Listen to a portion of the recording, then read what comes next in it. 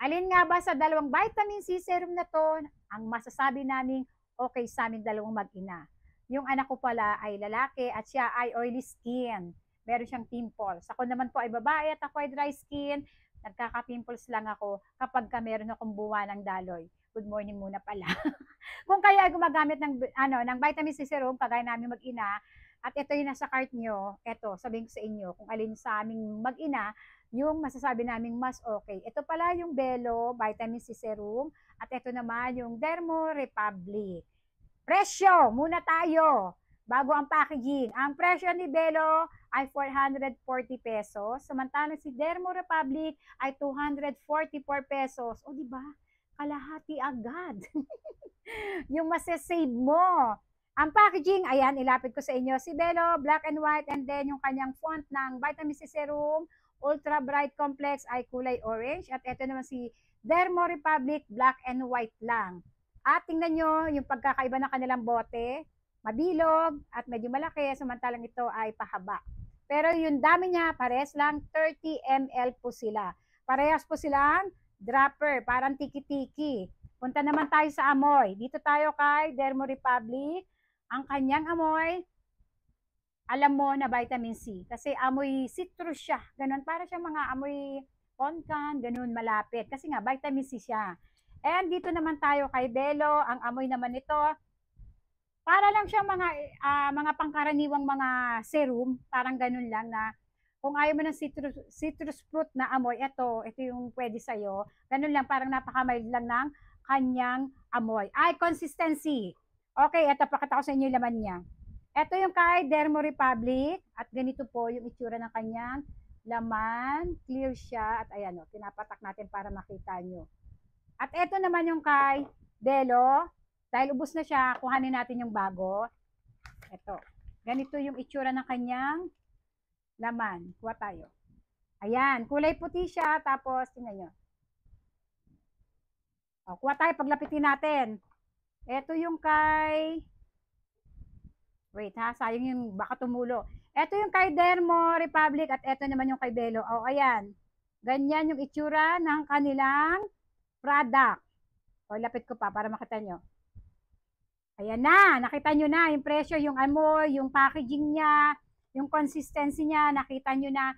Dumako na tayo kung alin ba sa dalawang to yung masasabi namin mag-ina na mas okay sa amin, kahit na magkaiba kami na siya ay oily skin, ako ay dry skin. O, ito na. Yung anak ko, pinilit ko lang na bumili nito. Kasi nga hype na hype. Ang daming mga magagandang review. Sabi ko, nakbili natin yun. Kasi ang mahal ng Belo. Makakasave tayo dito ng malaki. Kasi 200 plus lang. Samantalang ito 400 plus. Diba kalahati?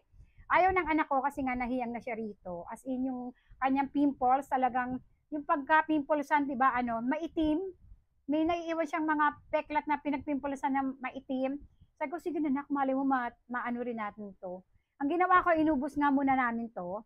At nung naubos na nga namin, sabi ng anak ko, sige, try natin, pero mas maing loob niya.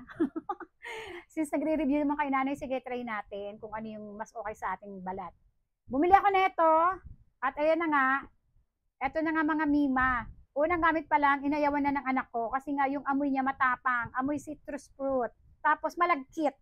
Malagkit siya, as in, madadama mo na meron kang nilagay sa mukha mo. Samantalang nga to si Belo, parang wala lang, parang pag naglagay ka, okay yung amoy niya, mild lang, na tipong, wala, yung ganun lang, parang tubig lang na pinunas mo. Parang pakiramdam mo, pagka pinahid mo to, na-absorb ka agad ng balat mo. Eto, si Dermo Republic, ano siya, parang nandyan lang siya. Yung tipong ako, sa akin, dry skin ako, kahit na ako'y nakapolvo na, nakalagay na ako ng, ano tawag dito?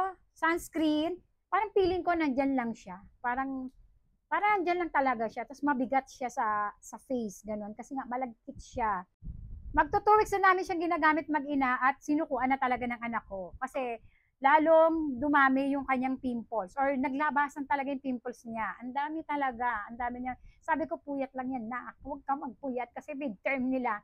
Hindi nanay, dati naman nagpupuyat ako, nag-games pa nga ako. Nangangatwirap ka pa. Edi ayun na nga, dahil sa pagmamakaawa niya, eto nga, bumili nga ako. Ayan, at ngayon, kapag ka bumili ka, ay ayan, may palibre pa sila ngayon na ganyan. Eh, ayun na nga, eto, tingnan nyo, ang dami pang laman. Oh, kita nyo ba? Ang dami niya pang, halos nandito, kalahati pa nga to. Kasi matipid naman siya gamitin. Kala mo kita, no? Pero kami nakailang battle na nito. Ang sa akin lang naman, kaya ako nag-switch or magta-try ng iba dahil nga nadala ako. Nadala ako ng hype at nadala ako ng presyong mababa. Okay mga Mima ha. Ang lahat po ng sinabi ko ay yun po ay base sa balat ko at sa balat ng anak ko. Tandaan po natin na tayo ay magkakaiba-iba ng balat. So depende yan sa magiging resulta sa inyong balat. Kung kayo po ay nahiyang na kay Dermo Republic, wag na po kayo mag-switch at mag-stay na kayo dito.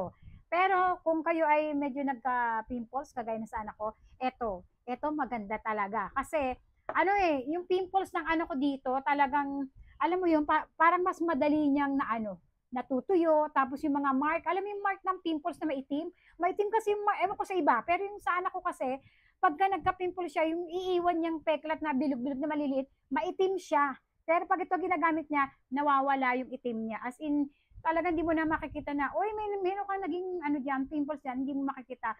Samantalang ito, ayaw talaga ng anak ko. Kasi nga, dumami yung pimples niya. Sa akin naman, medyo okay, kahit na nahihirapan ako na mabigat siyang dalhin sa mukha, malagkit siya, tapos, ayun nga, masyado siyang mabango. Masyado siyang masitrus yung amoy niya.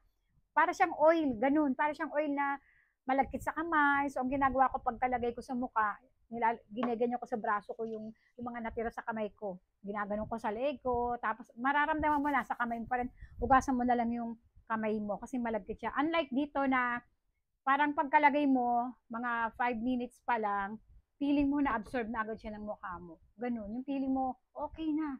Parang kinuha na siya ng balat ko. Parang mag-ano na ako, magsa-sunscreen na ako. Samantalang dito, talagang kailangan pang tumapat sa ventilador. Minsan, kaya dapat nasa aircon ka para mas madali niyang matuyo yung mukha mo, ganoon. Pero Mima, yun na nga ha. Kung kayo nahiyang dito, go kayo dito ha. Dito na kayo. Pero kung kayo ay hindi nga nahiyang, try nyo to. Kasi maganda ang vitamin C sa ating mga balat. O ayun mga Mima, yun na, nasabi ko na sa inyo. Bahala na kayo na kung ano man yung nahiyang sa inyo. Parehas ko silang ilalagay sa yellow basket. Kung ano yung mas gusto nyo, piliin nyo. Yung tipong mas okay sa balat nyo. Ha mga Mima, pati sa budget. Yun nga lang talagang mura sana to eh. Kaya lang ayaw ng anak ko siya.